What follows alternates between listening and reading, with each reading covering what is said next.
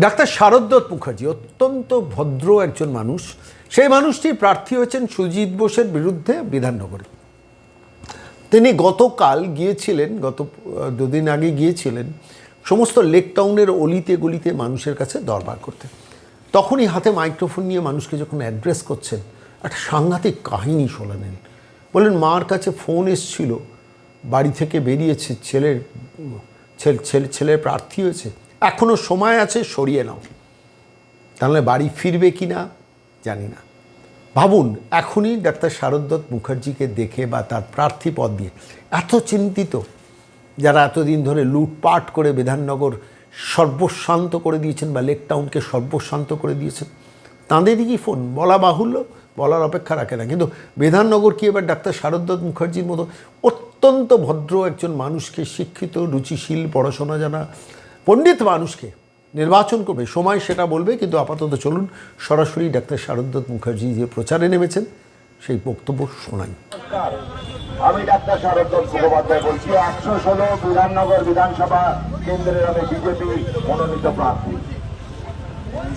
আজকে আমরা সমগ্র লেক টাউন এবং শ্রীভূমি ঘুরলাম।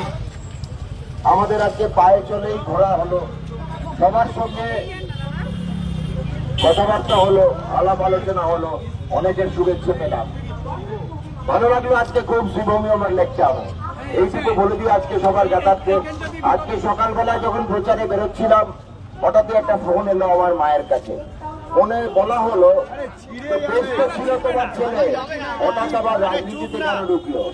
মা বলে, তা তো বাবা আমি জানি না, কেন ঢুকলো আর কি বলবো।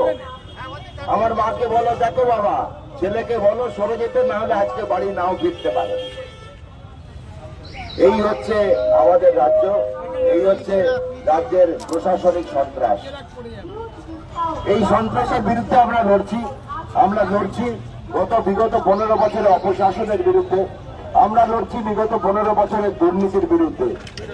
দোকানে গেলে আপনি যাই কিনতে যাবেন, কোনো জায়গায় যদি বাড়ি তৈরি করতে চান, বাড়ি রং করতে চান, সর্বত্র তৈরি হয়েছে সিন্ডিকেট।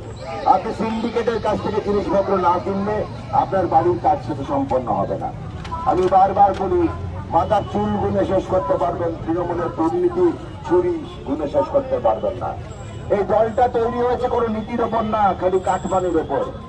টিএমসির অন্য নাম তৃণমূল মানেই চোর। আজকে প্রত্যেকটা মেম্বার তৃণমূলের চোর। চুরি হচ্ছে এদের শিল্প, আর কিছু নয়। আজকে মমতা বন্দ্যোপাধ্যায় বলেছিলেন ডবল ডবল চাকরি দেবো, ডবল ডবল শিল্প দেবো। এখন 4 ডবল বেকার ভাতা দিয়ে বসে আছে। আবার তাতে নিজেই উল্লসিত হচ্ছে। দেখেছেন কত লোক বেকার ভাতা দিচ্ছে? 15 বছরের অপশাসন, 15 বছরের দুর্নীতি, 15 বছরের চাকরি চুরি, চাকরি বিক্রি করা, 15 বছরে হাজার হাজার মহিলার ধর্ষণ এবং খুন, কামদুনি। আজকে আমরা মনে রাখি, মমতা ব্যানার্জি মানে শাহজাহান, মমতা ব্যানার্জি মানে কামদুনি, মমতা ব্যানার্জি মানে গোধরা। আজকে আমাদের মাথায় রাখতে হবে যে একের পর এক খুন, রাহাজানি এবং নারী সুরক্ষার অভাব আমরা দেখেছি। আমরা কদিন আগে দেখলাম মালদারের ঘটনাটা।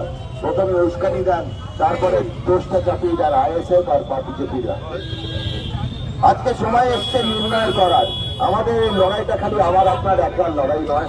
এই লড়াই সনাতনী হিন্দু বাঙালির লড়াই, এই লড়াই বেঁচে থাকার লড়াই, এই লড়াই অস্তিত্ব, আমাদের অস্তিত্ব বজায় রাখার লড়াই। তো মা বোনেদের বলি, মাতৃশক্তিদের প্রণাম জানাই এবং মাতৃশক্তিদের উদ্দেশ্যে বলে বলি, গত 1 বছরের ধারাবাহিক 3টি ধর্ষণ মৃত্যু খুন হয়, সেই জিনিসটা ভুলে যাবেন না। আমাদের তার অস্তিত্বটা হচ্ছে মা বোনেদের ইজ্জত রক্ষার লড়াই। এখানে নারী সুরক্ষিত নয়। এখানে মুখ্যমন্ত্রী বলে 7টার পরে কোনো মেয়ে যেন কাজে না বেরোয়। এই তালিবানি সরকার আমাদের নেই আর দরকার। তাই বলি, 26-এর নির্বাচন, মমতা বন্দ্যোপাধ্যায়ের বিসর্জন, ধর্মের ভোটদান, তারপরে জলপান। সবাইকে বলি, সনাতনী হিন্দু জেগে উঠেছে। 1 লক্ষ থেকে 5 লক্ষ খণ্ডে গীতা পাঠ হচ্ছে এই পশ্চিমবঙ্গে। মাথায় রাখবেন, আজকে আমরা ভয় পাই না, জোর ডরে ও মরে। তাই সবাই বলি, একসঙ্গে বলুন আমার সঙ্গে কণ্ঠ বলান, পাল্টানো দরকার, পাল্টানো দরকার। জয় শ্রীরাম, জয় শ্রীরাম, জয় ভারত মাতা কি জয়, জয় ভারত মাতা কি জয়, জয় শ্রী কৃষ্ণ, জয় মাতারা। আবারও বলি সবাইকে 2026-এর নির্বাচন 29শে এপ্রিল, সবাই ভোর ভোর ভোটদান করুন, পদ্ম ফুলে ভোটদান করুন, দিকে দিকে বিজেপির প্রার্থীদের জয়যুক্ত করুন। পাল্টানো দরকার, পাল্টানো দরকার। অনেক ধন্যবাদ। সামনে দাঁড়িয়ে থাকা সাদা উর্দিতে আমাদের পুলিশ বন্ধুরা, পুলিশ ভাই বোনেদের জানাই অসংখ্য ধন্যবাদ। আজকে জানি আমাদের জন্য আপনাদের অনেক কষ্ট হচ্ছে, আমরা নয় ভোটের তাগিদে বাংলার অস্তিত্ব বজায় রাখতে নেমেছি, তবে হ্যাঁ এই বাংলার অস্তিত্ব আপনারও অস্তিত্ব। আজকে পুলিশ ভাইদের বলে দিই যে তাদেরও ডিএ কম, তাদের ডিএ যদি পে কমিশন অনুযায়ী দিতে পারে তাহলে খালি ভারতীয় জনতা পার্টি আপনাদের দিতে পারে। মাথায় রাখবেন পুলিশ ভাই বোনেরা, এটা আপনাদের মা বোনেরা যেরকম অসুরক্ষিত, আমার বাড়ির মা বোনেরা ততটাই অসুরক্ষিত। পুলিশ ভাই বোনেদের অসংখ্য ধন্যবাদ আমাদের সঙ্গে থাকার জন্য। এই লড়াই আমার আপনার একলার লড়াই নয়, এই লড়াই পুলিশের ভাই বোনেদের মাতৃশক্তির জন্য লড়াই। অনেক ধন্যবাদ কলকাতা পুলিশকে, লেক টাউনের পুলিশ স্টেশনকে। আমরা সুরক্ষিতভাবে প্রচার শেষ করেছি। পুলিশ বাহিনীকে আমাদের আন্তরিক ধন্যবাদ ও শুভেচ্ছা। অনেক ধন্যবাদ।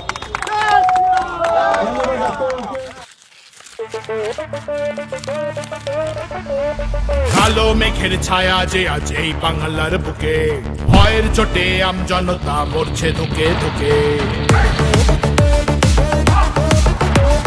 কালো মেঘের ছায়া যে আজ এই বাংলার বুকে, ভয়ের চোটে আমজনতা মরছে ধুকে ধুকে।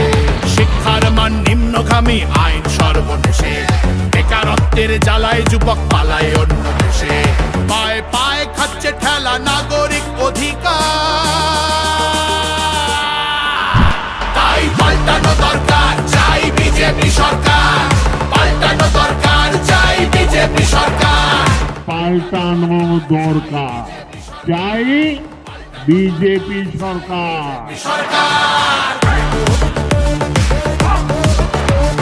26,000 চাকরি গেল, যোগ্য পায় না বিচার। কয়লা বালি গরু মানুষ সবই হচ্ছে পাচার। খাটের তলায় লুকিয়ে রাখা কালো টাকার পাহাড়, প্রতিবাদ করলে বলে বিরোধী ধরে মার। সব দুঃখ খোঁজাতে হবে, সইব না তো তাই পাল্টানো দরকার, চাই বিজেপি সরকার। পাল্টানো দরকার, চাই বিজেপি সরকার। আর্যিকরের কান্না মাগো ভুলিনি মোরা কেহ, কালীগঞ্জে বোমায় পড়লো শিশু তামান্না দেহ। হাসখালিতে ধর্ষিতারও বদনাম করলেন তিনি, কসবার ওই ল কলেজের ধর্ষকদেরও চিনি। শাসকের ঘরের ছেলেও আর পাবে না ছাড়, তাই পাল্টানো দরকার।